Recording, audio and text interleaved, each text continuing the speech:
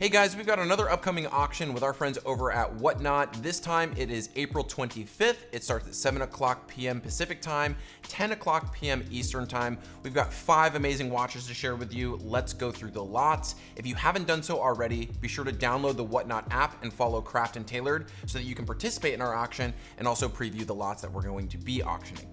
All right, first up, we've got a 1940s military watch. This is made by a company called Molco. Really beautiful dial. You have these Arabic numerals that encompass the dial. It's gilt, which is really, really cool. You've got these kind of pencil military style hands, fixed spring bars, and then of course the military engraving on the back. And then we've got it on this really cool vintage NATO strap as well. I really like this watch because it definitely kind of checks all of the military watch boxes for me. I love a watch that has fixed spring bars. It's kind of that cool field watch vibe.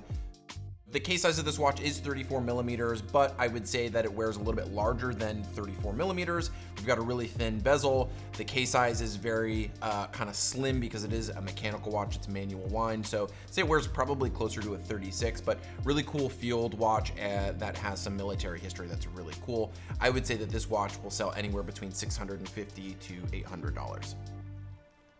Next up, we've got a Longines Admiral. Really big fan of the Admirals because I think it's kind of the Longines version of kind of the utilitarian, everyday type of watch, similar to, say, a Datejust.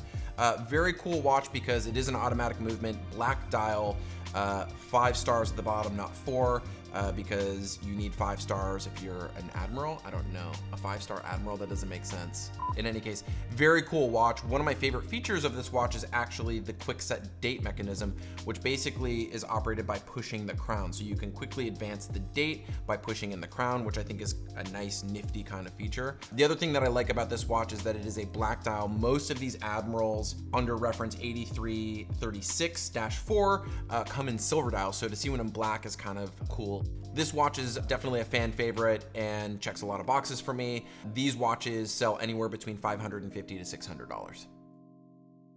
So we've got an alarm watch. Angelus Alarm, very, very cool watch from a brand that is known for producing alarm watches.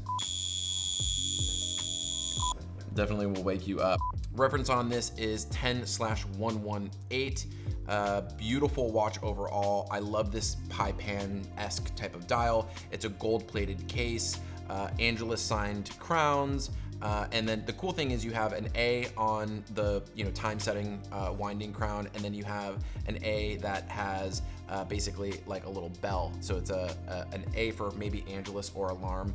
21 jeweled movement, very charming watch overall. The case size is 34.5 millimeters, so nice, wearing watch overall. Angelus alarms definitely have a cult-like following. This watch will sell for anywhere between $1,600 to $1,900. All right, the next watch we've got in our auction is this Jean Richard Aquastar. So I'm a big fan of Aquastar watches.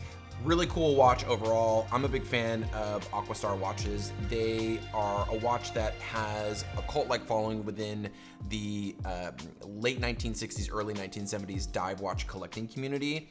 If you look at this watch, it kind of has almost like Rolex Submariner vibes in the sense that you've got a triangle at the 12 o'clock position, and then you've got these dashes at 3, 6, and 9.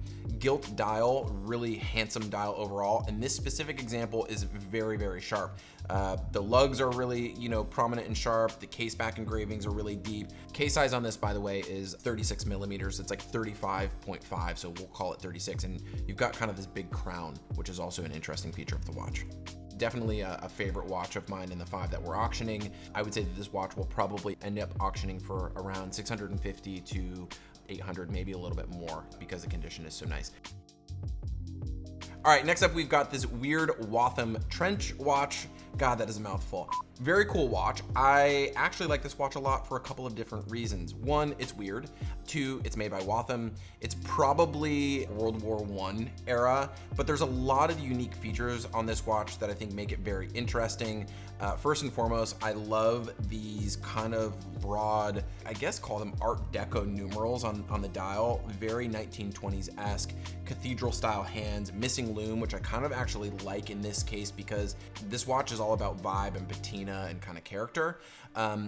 The other thing that I really love about this watch is it's got fixed lugs, which is common for trench watches or any military type of watch. But look at this case back. This case back is insane. It's a case back that is made of rose gold, nickel, and a bunch of other stuff. And this filigree and this kind of like engine turning that you see on the case back is really, really interesting. Smaller watch, but on strap, it actually wears really nicely. This kind of gives me like real deal double RL type of vibes. I would wear this watch with like a suit or maybe like a cowboy hat and like a suede jacket or some shit like that. Very cool watch overall. I would say that this watch is gonna sell for anywhere between $650 to $700. It could go for more, could go for less, but really interesting watch. And I think probably the most interesting watch that we've got in our 5-watch lineup. Out of the 5, I'm gonna say it's a toss-up between these two for me. Either the Aquastar or the Weird Waltham trench watch. Weird Waltham. Unique New York. All right, guys, so if you haven't done so already, make sure that you download the WhatNot app and follow Craft and Tailored so that you can preview these lots in more detail and also participate in the auction. And again, the auction is April 25th. It starts at 7 o'clock p.m. Pacific time, 10 o'clock Eastern time. Be sure to like, comment, and subscribe, and let us know in the comments below which one is your favorite watch out of the 5. See you in the next one.